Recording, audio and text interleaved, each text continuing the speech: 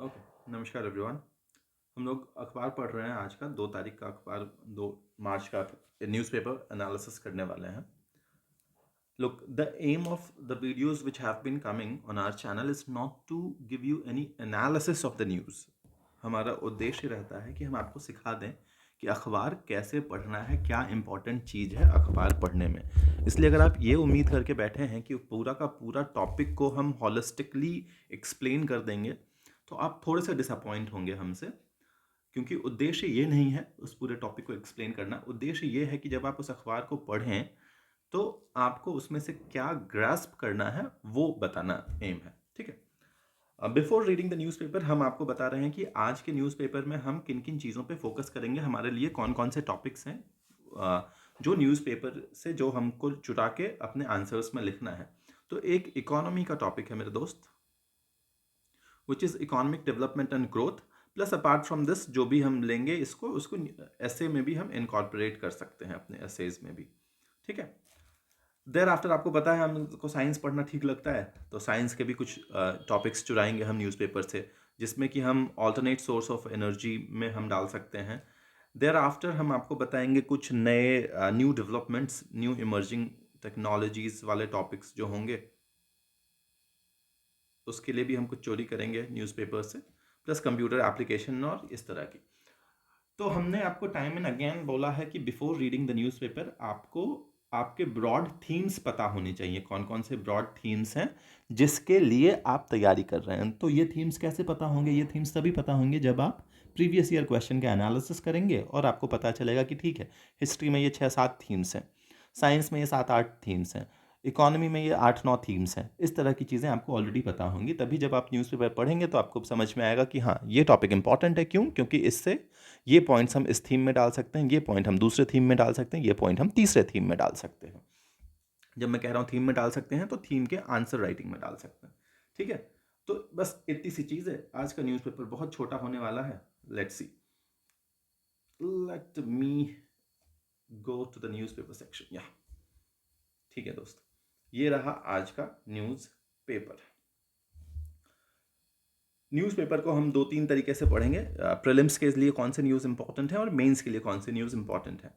The first news which is important for prelims is this: take down shows that spread hate, regulator to Aaj Tak news India. मतलब ये जो भड़काऊ news channels पे जो programmes होते हैं, भड़काऊ प्रोग्राम्स, उसके लिए रेगुलेटर, कौन रेगुलेटर है? उसके लिए रेगुलेटर है जिसका नाम है NBDSA, news broadcasting and digital standard authority. News broadcasting and digital standard authority है। It is headed by whom? It is headed by, currently headed by retired justice AK Sikri. बस आपको ये 2 चीज़ प्रीलिम्स के लिए इंपॉर्टेंट है। इसका आप जिक्र ऐसे में भी कर सकते हो कि हाउ जो अथॉरिटीज़ हैं, जो रेगुलेटरी अथॉरिटीज़ हैं, वो कैसे कम्युनिटी में हार्मनी पैदा कर रही है। ठीक है, इस तरह से आप इसको वहाँ से रिलेट कर सकते हो। So this is important for prelims. Plus if remembered, अगर आप इसको याद रख सकते हो तो कहीं ऐसे में आप इसको चिपका सकते हैं। इसके अलावा आज फ्रंट पेज पे कुछ ऐसा एज सच पढ़ने योग्य है नहीं, इसलिए हम इससे आगे निकलेंगे। Thereafter, let us go and see what else do we have. इतना पैसा कहाँ से आता है आम आदमी पार्टी के पास जी? पूरा ऐड पे ऐड दिए जा रहा है। हम्म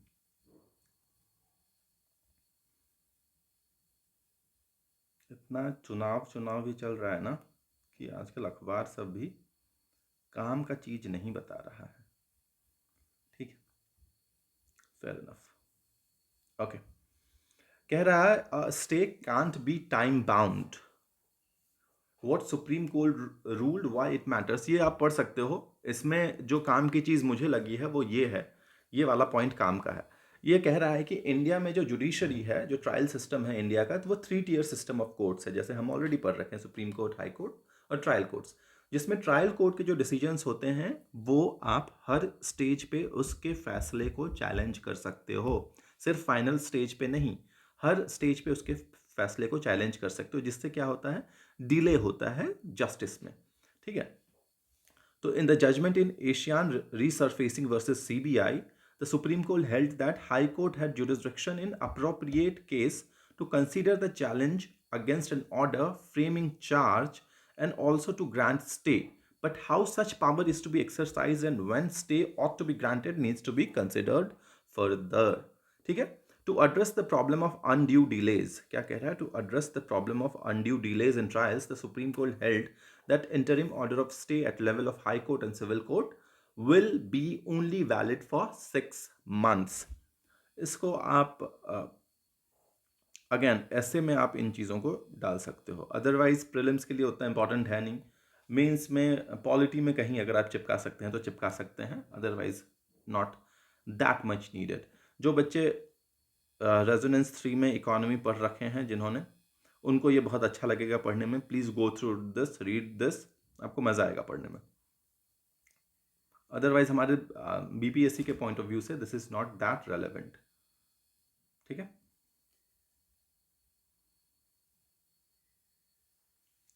या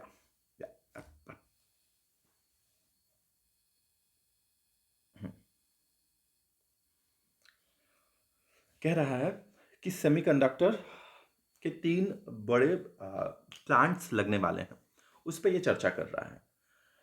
तो व्हाई इज सेमीकंडक्टर और chips so important?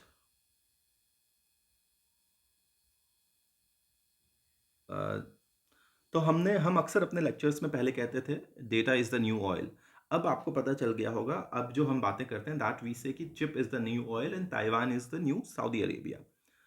Y are chips और सेमीकंडक्टर सो इम्पॉर्टेंट? जो भी इमर्जिंग टेक्नोलॉजी आ रही है, जो भी, आप एआई की बात कर लो, आप 5G की बात कर लो, आप ऑल्टरनेट सोर्सेज ऑफ एनर्जी की बात कर लो जिसमें ई व्हीकल्स की बात कर लो, इन सब में आपको सेमीकंडक्टर्स का यूज़ दिखेगा ही दिखेगा. बिना इसके सेमीकंडक्टर्स नहीं चल पाएगा. And why are these things so important, वो मैं अभी आपको आगे बताऊंगा. ये चीज़ें कैसे डेमोक्रेसी को डिफाइन कर रही हैं नए डेफिनेशन में, कैसे सोवरेनिटी को डिफाइन कर रही हैं, ये हम आगे चर्चा करेंगे. तो आप इनडायरेक्टली देख लो चिप्स का रिलेशन कितने बड़े बड़े चीज़ों से है. डायरेक्ट रिलेशन तो यहाँ से है. डायरेक्ट रिलेशन अगर मैं कहूँ तो डायरेक्ट रिलेशन इनका है AI, 5G, ई व्हीकल्स, इन चीज़ों से. इनडायरेक्ट रिलेशन देख लो कितने ब्रॉडर टर्म्स में है, डेमोक्रेसी, सोवरेनिटी, इन चीज़ों से है. इसलिए ये सेमीकंडक्टर और चिप्स इतने इंपॉर्टेंट हैं. ठीक है. तो आपको पता है कि यूनियन गवर्नमेंट ने अप्रूव किया था 1.26 लाख करोड़ का एक प्रोजेक्ट, जिसके अंतर्गत पहला सेमीकंडक्टर फैब्रिकेशन प्लांट कहाँ बनने वाला है? गुजरात में, धोलेरा में, बाय टाटा ग्रुप्स. उसके बाद इन्होंने बताया है कि एक आसाम में भी बनने वाला है और एक गुजरात में अगेन बनने वाला है. बिहार में काहे नहीं बन रहा है वो भी आपको पढ़ के समझ में आ जाएगा, बिहार में काहे नहीं बनवाते हैं ये लोग. कहीं पे इसने वो बात करी है क्या इंसेंटिव्स की? या ठीक है. दिसंबर 2021 में भारत सरकार ने 76,000 करोड़ रुपए का चिप इंसेंटिव स्कीम लागू किया था. क्या लागू किया था? दिस इज इंपॉर्टेंट, ये आप अपने आंसर में जरूर लिखेंगे, बिना इसके आपका आंसर इनकम्प्लीट होगा. कि 76,000 करोड़ रुपए का चिप इंसेंटिव स्कीम अनाउंस किया था, जिसके अंतर्गत उन्होंने कहा था कि सप्लाई चेन में जितने भी पार्ट हैं सब पे आपको सब्सिडी मिलेगी. कौन कौन से पार्ट हैं? असेंबली का पार्ट है, इलेक्ट्रॉनिक कंपोनेंट का पार्ट है, फिनिश्ड गुड्स का पार्ट है. इन सब पे आपको सब्सिडी सरकार प्रोवाइड करवाएगी. क्या सिर्फ इंडियन गवर्नमेंट इसमें इतनी आगे है? नहीं दोस्त. आप देखेंगे कि countries like USA have already put attractive schemes to facilitate investment. USA भी चाहता है कि उसके यहाँ लोग इन चीज़ों में इन्वेस्ट करें.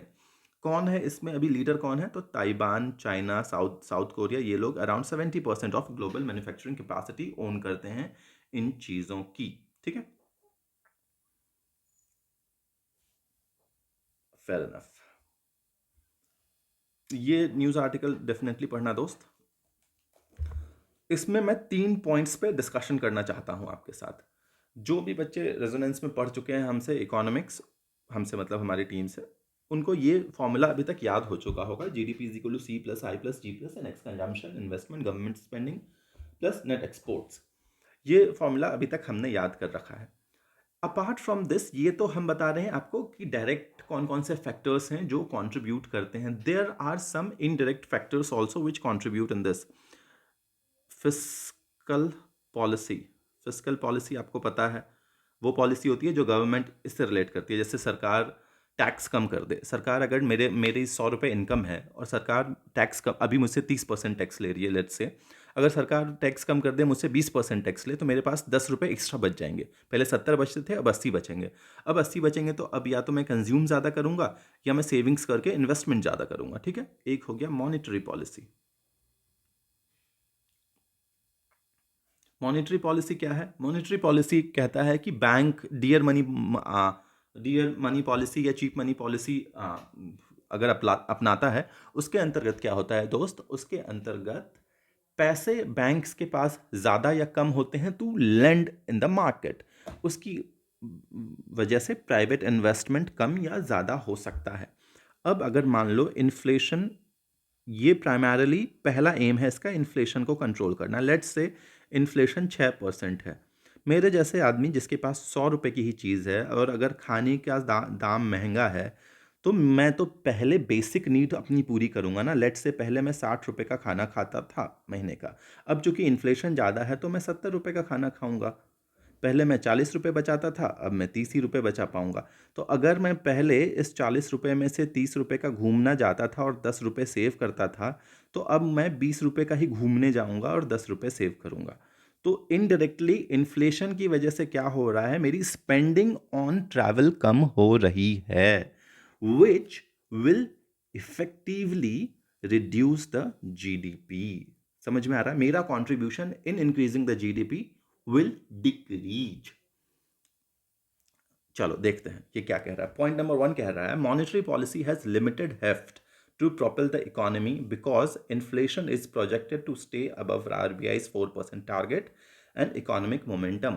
कह रहा है जो मॉनेटरी पॉलिसी है उसके पास बहुत कम स्कोप है इकोनॉमी को बूस्ट करने का, क्योंकि आरबीआई का मेन उद्देश्य इन्फ्लेशन को टारगेट करना है जो कि 4% से ऊपर ही रहने वाला है। ठीक है, अगर 4% से ऊपर रहने वाला है इन्फ्लेशन, लेट्स से अगर 5% इन्फ्लेशन रहने वाला है, तो आरबीआई चाहेगा इसको 4% पे लाना। उसके लिए आरबीआई क्या करेगा? डियर मनी पॉलिसी अप्लाएगा या चीप मनी पॉलिसी अप्लाएगा? ऑब्वियसली डियर मनी पॉलिसी अपनाएगा, जिसकी तहत क्या होगा? मेरा कंजम्पशन कम होगा, मेरा इन्वेस्टमेंट कम होगा। कंजम्पशन तो मैं बेसिक चीज़ों को ही कंज्यूम कर पाऊंगा, मैं इन्वेस्ट कम करूंगा, क्योंकि मेरे पैसे, ज़्यादातर पैसे जो बेसिक चीज़ हैं उनको कंज्यूम करने में चले जाएंगे। I hope I am making this point clear. अब देखो, हाँ, कह रहा है at 3% growth private consumption has trailed over rural consumption was likely slower than urban since high food inflation affects the farmer more and eats away the discretionary spending power.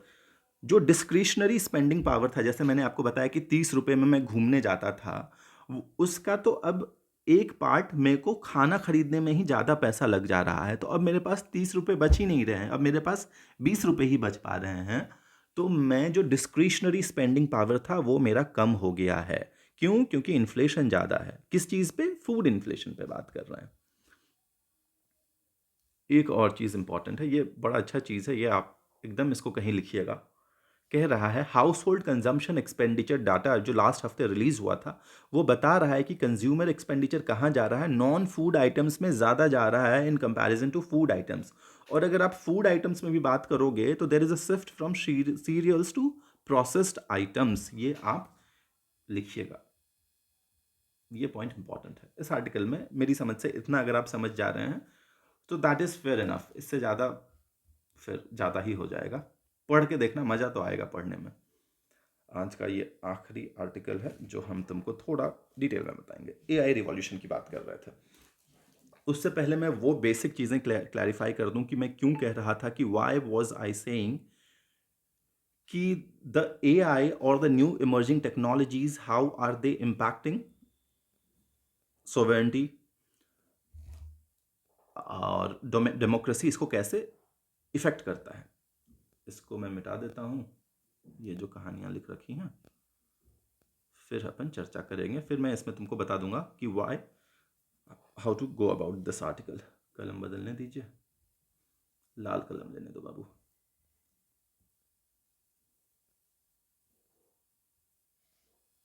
ठीक, मैं कह रहा हूं कि एआई हमारी सोवेरेंटी पे इम्पैक्ट कर रहा है। इसको पहले आसान भाषा में समझते हैं, बिना एआई के। पहले ब्लॉकचेन पे हम ये समझ लेते हैं। मैं इमर्जिंग टेक्नोलॉजी की पूरी बात कर रहा हूँ। जब हमारे फादर लोग के ज़माने में क्या होता था, या उससे भी पहले आप देखेंगे, तो लोग एफडी में ज़्यादा इन्वेस्ट करते थे, फिक्स्ड डिपॉजिट। बैंक्स पे ज़्यादा भरोसा होता था। अब आप देख रहे हैं बैंक इतना वॉलेटाइल हो जा रहा है, लोग बैंक्स में भी इन्वेस्ट कम करते हैं, बैंक में भी पैसा जमा कम रखवाते हैं। उसके बाद हमसे पहले का जो जनरेशन था वो स्टॉक मार्केट करता था। आज का और स्टॉक मार्केट क्या है, निफ्टी 50, वो बॉम्बे स्टॉक एक्सचेंज, वो सब इंडिया स्पेसिफिक है, ठीक है।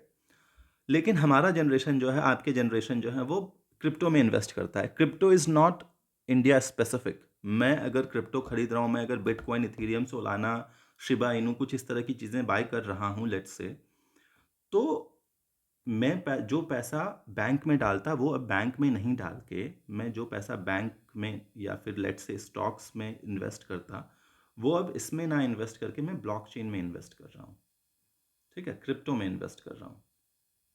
जब मैं कर रहा हूँ तो मैं नहीं, यूथ की बात कर रहे हैं। तो दिस न्यू इमर्जिंग टेक्नोलॉजी, जो पैसा पहले बैंक में होता जिसपे मेरी सोवेरेंटी थी, मेरी मतलब इंडियन गवर्नमेंट की, वो अब इंडियन गवर्नमेंट के कंट्रोल में नहीं है। क्यों? क्योंकि इसमें मैं भी इन्वेस्ट कर रहा हूँ, यूएसए का भी बंदा कर रहा है। ये तो सिर्फ स्टॉक मार्केट तो सिर्फ दिन दिन में खुला रहता है, और Monday to Friday, Saturday Sunday बंद रहता है। ये तो 24/7 सारे ही दिन पूरा साल खुला रहता है। तो इसमें अगर मेरा पैसा डूब गया, तो जिस पैसे को मैं बैंक में जमा करता, सेव करता, बैंक उस पैसे को किसी फार्मर को लेंड करता, वो कुछ उगाता, वो पैसा डूब गया, ठीक है। तो क्या भारत सरकार की इस पैसे पे अथॉरिटी रह गई? जो पैसा वो क्रिप्टो मार्केट में लगा हुआ है इंडियंस का, नहीं रह गई। तो एक तरह से देखो, ब्लॉकचेन ने कैसे अथॉरिटी ऑफ द गवर्नमेंट कम कर दिया। It is empowering us and decreasing the authority of the government. Similar is the case for any other country. अब मैं एआई की बात कर लेता हूं। ये तो ब्लॉकचेन था, आसान सा था, आप समझ गए होंगे इस बात को। अब देखो एआई क्या कह रहा है। एआई कह रहा है, it is reshaping the traditional notion of sovereignty. अगर पहले मैं कहूं कि गवर्नमेंट वॉज मोस्ट पावरफुल, पहले अगर मैं ये बात कहता था कि गवर्नमेंट बहुत पावरफुल है, आज के टाइम में पहले गवर्नमेंट के पास इतना शेयर्स था, और हमारे पास सिर्फ जुडिशरी के पास जाने की औकात थी। हमारे पास सिर्फ इतना था, 90% गवर्नमेंट के पास पावर था, 10% कॉमन जनता के पास पावर है। अब एक नई एंटिटी आ गई है जिसको कहते हैं प्राइवेट टेक्निकल कंपनीज। इस गवर्नमेंट को भी इनके पास आना पड़ता है कि भैया हमको डेटा दे दीजिए। Now this has got more power. ये इलेक्शन को परसुएट कर सकता है, इलेक्शन को इन्फ्लुएंस कर सकता है। तो जब इलेक्शन इन्फ्लुएंस हो जाएगा, इलेक्शन रिग्ड हो सकता है, तो डेमोक्रेसी में भी इसका इन्वॉल्वमेंट हो गया। सोवेरेंटी में क्यों इन्वॉल्वमेंट हो गया? ये प्राइवेट टेक्निकल कंपनीज इंडिया का डेटा बाहर बेच सकती है, क्योंकि डेटा तो भाई बेचने के लिए मुझे बाहर जाने की ज़रूरत नहीं है, मैं सिर्फ मेल या किसी इस तरह से भी डेटा भेज सकता हूँ। तो sovereignty is impacted, democracy is impacted, इस तरह की मैं बात कर रहा हूँ, ठीक है। The correct word in this case will be digital sovereignty. जब हम लोग मेंस में इन चीज़ों पे पढ़ेंगे तो इन पे काफ़ी चर्चा करेंगे अपन, ठीक है। अभी मैं बस आपको ग्लिम्स दे रहा हूँ कि क्यों आपको ये आर्टिकल पढ़ना चाहिए, why should you read this article. एक चीज़ आप देखो, there is a concept called LAWS, lethal autonomous weapon system. तो डिफेंस में भी इसकी ज़रूरत आ गई है, जो न्यू इमर्जिंग टेक्नोलॉजीज है। इसका फुल फॉर्म क्या है? Lethal autonomous defence weapon. जिन्होंने इधर आर्टिकल पढ़ा होगा, ये इंडियन एक्सप्रेस का ही आर्टिकल से मैं बता रहा हूँ आपको। ऑटोनॉमस वेपन सिस्टम, ठीक है। तो अगर ये lethal autonomous defence system proliferate हो जाता है, तो आप समझ सकते हैं कि किस तरह से this can impact our democracy और सॉवरेंटी। ये पूरा का पूरा एआई या फिर जो नया कंप्यूटर विजन है, या फिर जो भी टेक्नोलॉजी बेस्ड कंपनीज हैं जिनकी डोमिनेशन की ये बात कर रहे हैं। मैंने आपको बताया था ना, पहले ऑयल कंपनीज फाइनेंशियल मार्केट को डोमिनेट करती थी। अब मैंने आपको बताया chips are the new oil. तो आप यहाँ से देखो, जो चिप्स यूज़ हो रहे हैं जनरेटिव बोर्ड्स में, ओपन एआई में, चैट जीपीटी में, वो कैसे बन रहे हैं? वो सेमीकंडक्टर्स से बन रहे हैं। इसलिए जो पहला हमने आर्टिकल पढ़ा था, जिसमें हम आपको बता रहे थे 3 कंपनीज भारत सरकार खोल रही है और हर सप्लाई चेन के हर स्टेप पे इंसेंटिव देना चाह रही है, वो क्यों देना चाह रही है? Why is this important? यहाँ से आप उसको रिलेट कर पाओगे। जो इसका कंक्लूजन पैरा है दैट इज़ वेरी इंपॉर्टेंट। अगर आपने ये नहीं चुराया तो there is no point of reading this. कह रहा है human being will no longer have monopoly over intelligence, AI will give us tough competition. As this happens, the kind of company that generates wealth will also change. Earlier, oil companies used to generate wealth. अब oil companies will no longer generate the amount of wealth that it used to generate. अब जो है नई companies जैसे chip making companies या फिर AI या फिर टेक्निकल कंपनीज जो होंगी वो ज़्यादा वेल्थ जनरेट करेंगी। जब हम प्रीलिम्स के लिए AI पढ़ेंगे, जब हम टेक्नोलॉजी वाले सेक्शन में पढ़ेंगे, तो मैं उसमें आपको बताऊंगा कॉन्टेक्स्ट विंडो क्या होता है AI के टर्म्स में। मैं आपको बताऊंगा लार्ज लैंग्वेज मॉडल क्या होता है, LLMs। ठीक है, ये सारी चीज़ें अपन चर्चा करेंगे इन चीज़ों पे। इसके अलावा देखते हैं और कुछ आज के लिए पढ़ना है या नहीं। मेरी समझ से आज की कहानी ख़त्म है। 2-3 चीज़ें मैंने आपको बताई हैं। इससे ज़्यादा आज के न्यूज़पेपर में मत पढ़ो। Let your teacher also work hard for you. आप ही को सब कुछ वर्क करने की आवश्यकता नहीं है। एक बार फिर भी मैं गो थ्रू कर लेता हूँ, कुछ मैंने हाईलाइट कर रखा होगा तो मैं बता दूँ। नहीं, मूवी बढ़िया है, ये मूवी देख लेना, बढ़िया पिक्चर है। टाइम मिले तो लापता लेडीज़ हम आज देखने जा रहे हैं, इसलिए तुमको सजेस्ट कर रहे हैं। ठीक है, fair enough, done for the day, bye, take care, study well, अच्छे से पढ़ो है।